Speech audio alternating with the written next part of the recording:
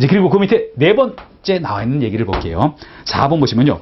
보험업에 대한 감독과 관련되는 얘기가 나왔잖아요. 그러면서 왜 감독이 필요한가 그 얘기 또한 나열을 해놨어요. 그래서 이거는 한번 가볍게 봅니다. 어떤 첫 번째 보면은 그 필요성이다 그래 놓고 얘기를 몇 가지를 했는데요. 이거는 가벼운 마음으로 여러분 한번 보세요. 기록번에 1번에 뭐라고 얘기를 했습니까? 거기 보시면요. 보험계약자의 권익을 보호한다 그랬잖아요. 보험계약자의 권익을 보호한다. 목적하고도 관련성이 있는 거 아닙니까? 보험회사 또는 보험자는요. 강자고 그자가 사업을 하기 때니까 그자의 권익을 보호할 필요는 없어요. 건전한 경영을 할 수 있도록 유도를 하고 보험계약자의 권익을 보호한다. 왜? 보험계약자는 어떤 약자인 거 아닙니까? 보험자하고 비교하면요. 그러다 보니까 기록번에 뭐라고 나왔죠? 급부, 반대급부, 균형 등의 원칙이라고 얘기했잖아요. 급부, 반대급부, 균형 등의 원칙 이런 얘기가 나왔는데 여기 이렇게 봅니다. 뭐냐면요. 한번 이렇게 볼게요. 우리가 보험사고율이 굉장히 적고 그리고 보험금 지급하는 그런 액수도 작다. 그런데 보험료를 많이 징수하게 되면요. 그러면 보험회사는 그냥 부당이득을 취하고 그리고 보험계약자는 또는 피보험자는 아주 안 좋은 일을 당할 거 아닙니까? 그러다 보니까 균형을 이루게 한다. 그게 바로 보험계약자 권익을 보호하는 거 아닙니까? 그러다 보니까 그렇게 하기 위해서 감독이 필요하다는 얘기를 했어요. 그러면서 그 밑에 한번 얘기를 드려봅니다. 그 밑에 또 대수의 법칙이라는 게 나왔죠? 대수의 법칙이라고 나왔죠?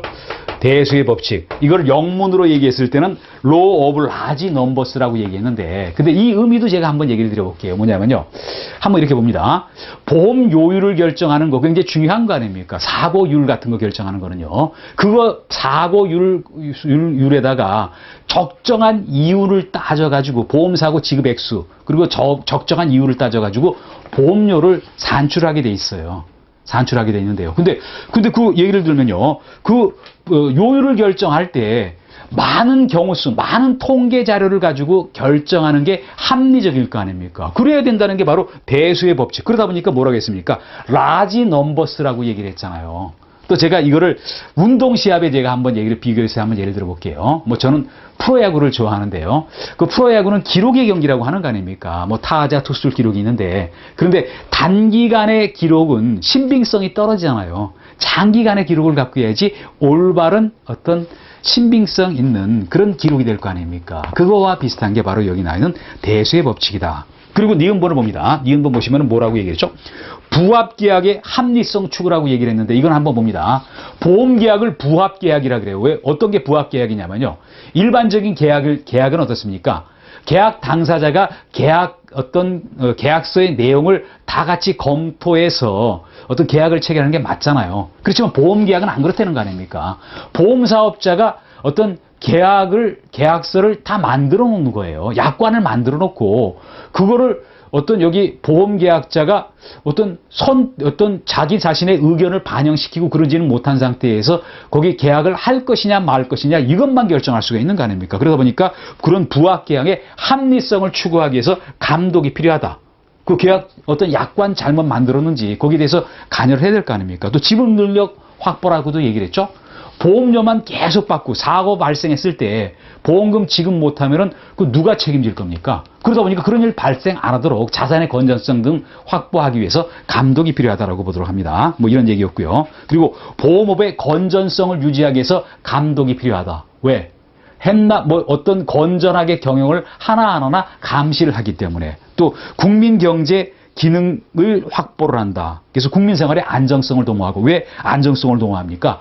보험회사가 있어야 되고 보험회사에서 건전한 보험 영업 활동을 해야지 국민들이 안전하고 생업에 종사할 거 아닙니까? 내가 언제 어떤 사고가 발생할 수 모르니까요. 그리고 또 보험회사에서 많은 보험료를 걷어들이고 그거를 자산을 잘 운영한다. 잘 감독을 해서요. 국민 경제 발전에 이바지하도록 한다. 그게 바로 감독의 필요성이 되는 거 아닙니까? 이런 거는 상식적인 얘기거든요. 이런 문제도 가끔 나온 적이 있지만요. 이거는 상식으로 풀어볼 만한 그런 내용이기도 하다 이렇게 봅니다. 그리고 그 다음에 진짜 중요한 거는요. 양가로 이번에 나와 있는요.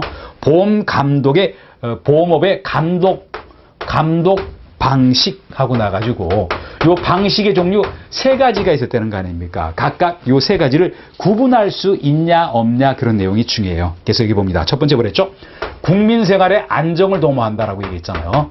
국민 생활의 안정, 여기 제가 잘못 얘기 드렸네요. 밑에는요. 감독 방식이니까 이거는 공시주의와 한번 다 써보고 얘기를 드려봅니다. 공시주의. 그리고 두 번째 뭐였습니까? 여기 준칙주의. 그리고 대부분의 국가에서 지금 사용하고 있는 실질적 감독주의. 이렇게 세 가지가 있다는 거 아닙니까? 실질적 감독주의 세 가지가 있다. 물론 현재 가장 합리적인 방식은 실질적 감독주의예요. 그래서 일본의 공시주의가 뭐죠? 공시주의는 뭐냐면요. 직접적인 감독을 안 한다고 얘기를 했잖아요. 그러면서 어땠습니까? 뭔가 회사가 일정한 시기에 영업 상태 그리고 여기 재산 상태를 공시한다. 거의 이거는 뭐죠? 보험자에게 어떤 보험자를 믿고 맡기는 그런 감독 방식인 거 아닙니까? 그러다 보니까 공시주의는요, 현재 어떤 시행되고 있는 국가는 하나도 없어요. 오래전에 과거에 영국에서 공시주의를 사용했어요. 그리고 준칙주의는 어떤 얘기였습니까? 보험 허가와 관련되는 어떤 일정한 기준을 설정을 해놓거든요. 뭐 그러면서 그 요건에 적합한 자에 대해서 보험업을 어떤 영위하게 한다. 그러다 보니까 감독의 강도는 공시주의보다는 다소 강해진 거 아닙니까? 그러다 보니까 준칙주의는 지금 어떤 나라가 채택을 하고 있죠? 영국과 네덜란드가 어떤 채택을 하고 있다라고 봅니다. 그래서 한번 이렇게 볼게요. 그냥 생각하실 게 아니라 한번 이렇게 봅니다. 우리가 영국은 일찌감치 세계 각국으로 뻗어난 나라잖아요. 식민지도 많이 만들어 놓고요. 그러다 보니까 각종 사고가 발생 우려가 크니까 보험이 이렇게 상당히 일찍 발전한 나라인 거 아닙니까? 네덜란드도 유사하잖아요. 그런 데서는 조금 감독 방식을 완화했다. 그리고 실질적 감독주의는요, 보험업과 관련해서요, 가장 엄격한 감독 방식이다. 또 어떤 허가서부터 해서요, 보험 어떤 운영에 대해서 국가에서 철저하게 감독을 하는 그런 방식이 실질적 감독주의다. 그러면서 여기 실질적 감독주의는 어디죠? 우리나라를 비롯해서 미국, 일본 등 대부분의 나라가 실질적 감독주의를 현재 채택해서 사용하고 있다. 한 요 정도까지로 여러분 정리를 한번 해보시도록 합니다. 이제 여기까지 해서 보험의 일반적인 얘기를 한번 드렸고요. 그리고 뭐 시험에 출제 비중이 높았던 용어 정의 한번 들어가 봅니다. 용어 정의 하면서요. 그 보험 상품에 대한 종류에 대해서 얘기를 드렸잖아요.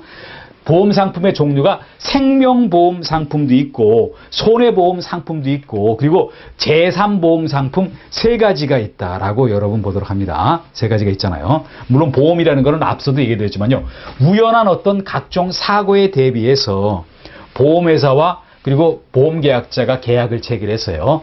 보험계약자는 보험사업자에게 보험료를 지급하고 그리고 어떤 약관 또는 계약에 의해서 따른 어떤 사고가 발생했을 때 보험금을 보험자가 보험계약자한테 지급한다. 이게 바로 보험 상품이라는 거 아닙니까? 그러면서 여러분 그 가로 안에 잔글씨 한번 제가 얘기를 드려볼게요. 그렇지만 다른 법에 의한 각종 보험이 있잖아요. 가장 대표적인 게 뭐였죠? 국민연금보험법에 의한 국민연금, 또 건강보험법에 의한 건강보험, 기타 뭐 퇴직보험서부터 여러 가지 산재보험 이렇게 있는데요. 그런데 그 보험 상품은 여기에서 얘기하는 보험업법상의 보험 상품에서는 제외를 시킨다 그랬잖아요. 다른 법에서 규율하고 있으니까요. 그런 의미라 본다. 그리고 그 여기서 나와 있는 보험 상품의 종류 봅니다. 먼저 보험 상품의 종류가 세 가지가 있었다.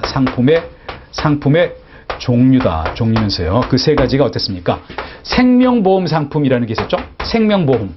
생명보험 상품도 있었고요. 또 두 번째 뭐가 있었습니까? 두 번째 손해보험 상품도 있었고요. 손해보험 상품도 있었고 세 번째 제3자 보험 상품 세 가지로 나눌 수가 있잖아요. 그런데 여기서는 한번 여러분 이렇게 한번 볼게요. 시험에 어떤 것도 나왔냐면요.